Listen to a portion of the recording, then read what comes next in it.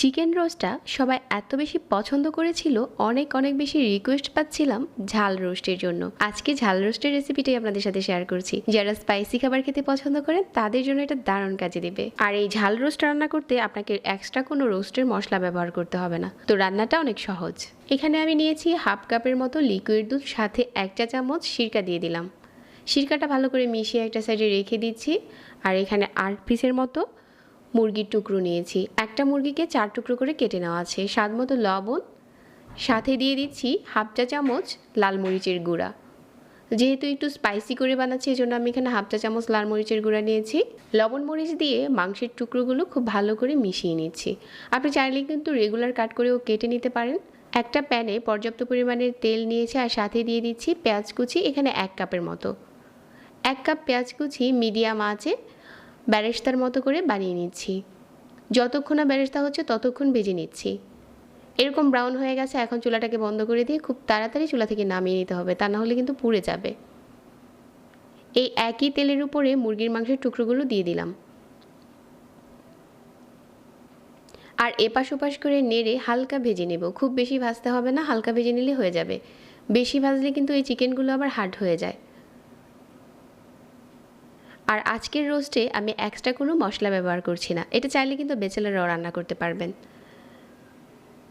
আর এখানে কিছু রোস্টের জন্য আস্ত মশলা নিয়ে নিচ্ছি। একটা বড় এলাচ, কিছু ছোট এলাচ, দারচিনি, তেজপাতা, লং, গোলমরিচ আর অল্প একটু জয়ত্রী। এই মশলাটা তেলের সাথে একটু ভেজে তারপর দিয়ে দিচ্ছি এখানে হাফ কাপের মতো পেঁয়াজ বাটা। পেঁয়াজ বাটাটা অবশ্যই দিবেন, তাহলে জাল রোস্টের টেস্ট অনেক বেড়ে যাবে। আমি এখানে কোনো রকম পেঁয়াজ কুচি দিচ্ছি না। সাথে দিয়ে দিচ্ছি 2 টেবিল চামচ আদা রসুন বাটা। আমি এটা টেবিল চামচ দিয়ে মেপেছিলাম। যেহেতু কিছুটা স্পাইসি হবে, এই জন্য মশলাটা একটু বেশি থাকবে। খুব ভালো করে মিশিয়ে নিয়েছি, আর কাঁচা গন্ধটা চলে যাওয়া পর্যন্ত ভেজে নিচ্ছি। এখানে মরিচের গুঁড়া দিয়েছি 1.5 টেবিল চামচ, হলুদের গুঁড়া 1 চা চামচ, ধনিয়ার গুঁড়া 1 চা চামচ, ভাজা জিরার গুঁড়া 1 চা চামচ। অল্প একটু পানি দিয়ে মশলাটাকে খুব ভালো করে কষিয়ে নিচ্ছি। এখন কালারটা দেখেন কতটা লাল হয়েছে। ঠিক এই পর্যায়ে হচ্ছে মুরগির মাংসের টুকরোগুলো দিয়ে দিলাম, আর যে দুধটা আমরা প্রথমে রেডি করেছিলাম ওইটা দিয়ে দিচ্ছি, আর ভেজে নেওয়া পেঁয়াজ বেরেস্তা আর কয়েকটা কাঁচামরিচ। একটু ভালো করে নেড়ে চেড়ে ভুনে নিচ্ছি কিছুক্ষণ। মশলার সাথে চিকেনের টুকরোটা একটু ভুনে নেওয়ার পর এখানে কাপ দিয়ে মেপে পানি দিয়ে দিচ্ছি 1.5 কাপ। এর থেকে বেশি পানি দিতে হবে না, এটা দিয়ে চিকেনটা খুব ভালো করে সিদ্ধ হবে, আর ঝোলটা কিছুটা থাকবে।